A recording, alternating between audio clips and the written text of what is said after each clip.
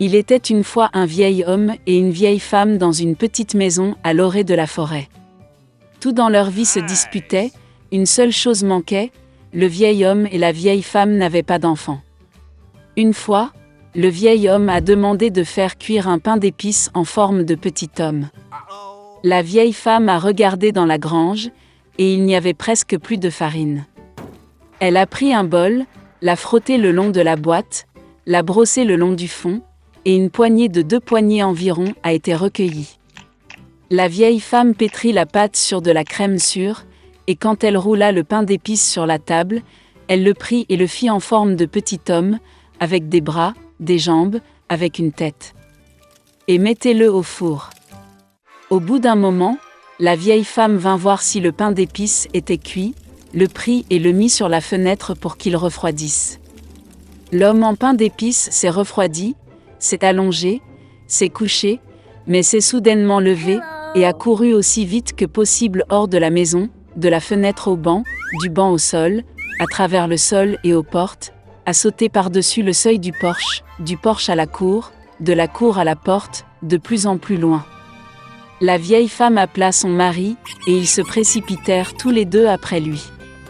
Mais ce n'est pas si facile d'attraper le bonhomme en pain d'épices.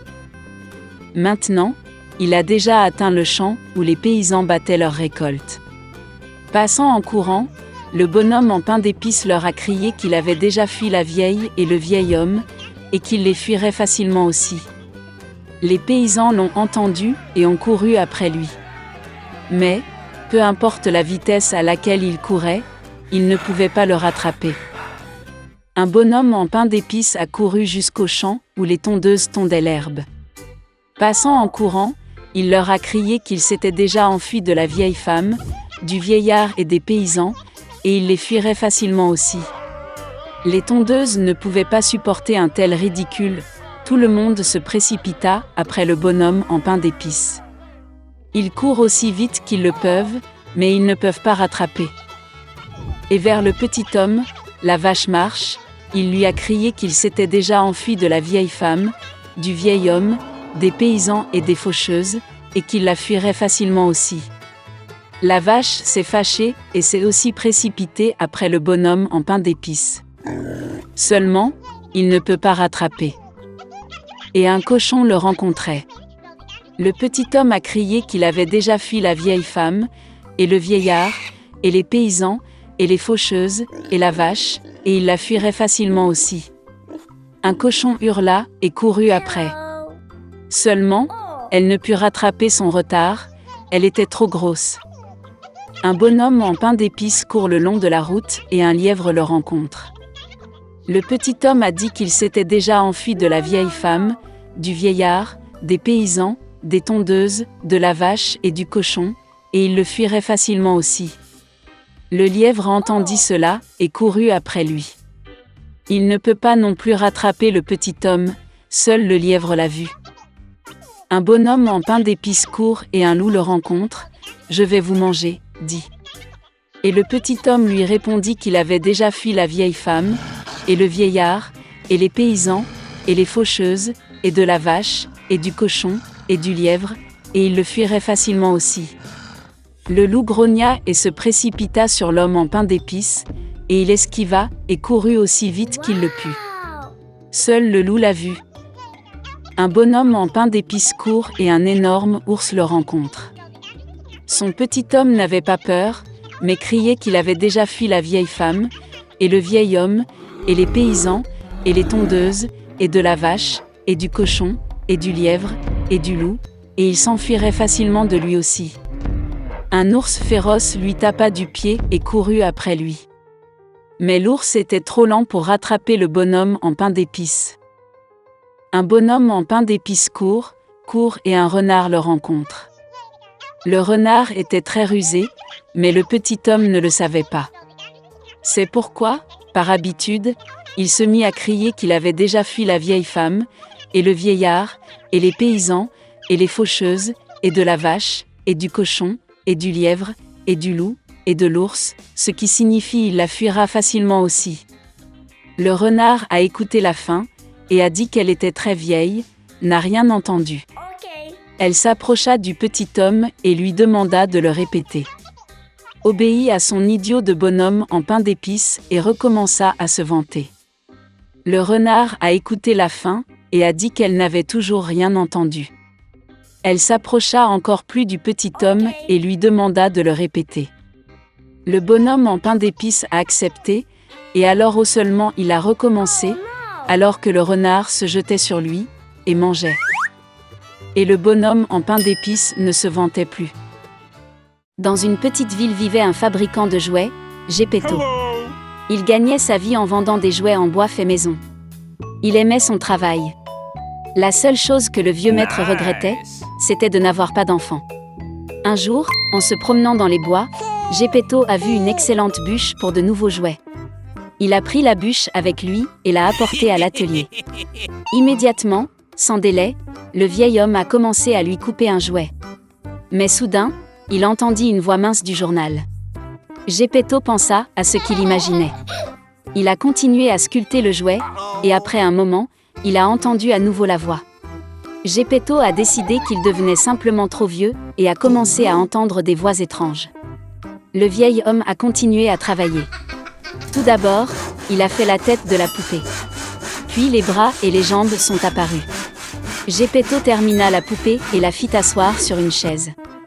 Et il a décidé de nettoyer après lui. Et à ce moment, il entendit à nouveau la voix. Geppetto se figea et regarda autour de lui. Mais il n'y avait personne dans la pièce à part une poupée en bois. Le vieil homme a continué son travail. Et soudain, la poupée a sauté de sa chaise. Geppetto était sans voix. Lorsqu'il a réalisé que sa poupée prenait vie, il a décidé de lui donner un nom. Et il l'a appelé Pinocchio. Geppetto et Pinocchio vivaient joyeusement ensemble. Il est temps d'envoyer votre fils à l'école. Geppetto vivait mal et n'avait pas d'argent pour les fournitures scolaires de Pinocchio. Il a décidé de vendre sa veste et a donné l'argent au garçon. Pinocchio a pris l'argent et s'est précipité à l'école. Soudain, il a vu une foule de gens.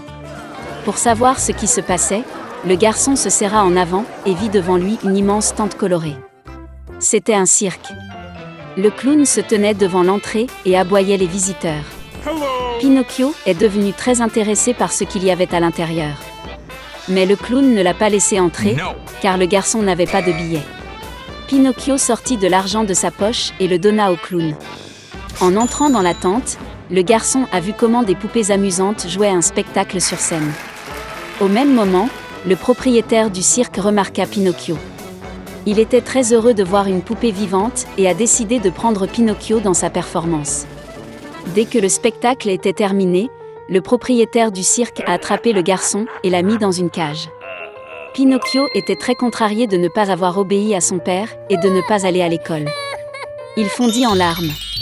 Et soudain, une fée est apparue devant lui.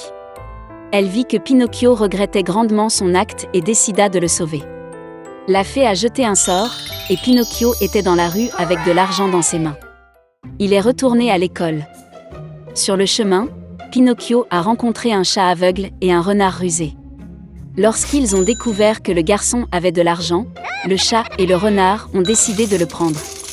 Ils ont dit que cet argent n'était pas suffisant pour les fournitures scolaires et qu'il devait être augmenté.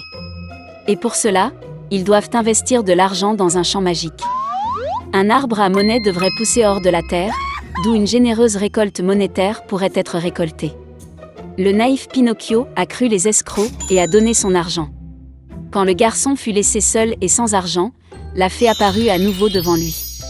Pinocchio a menti à la fée et a dit qu'il avait déjà acheté des fournitures scolaires. Dès qu'il a dit cela, son nez a commencé à pousser. Plus Pinocchio mentait, plus son nez devenait long. Il avait très peur et a dit à la fée toute la vérité. Au même instant, le nez du garçon a retrouvé sa taille normale. La fée a averti que chaque fois que Pinocchio trichait, son nez s'élargissait.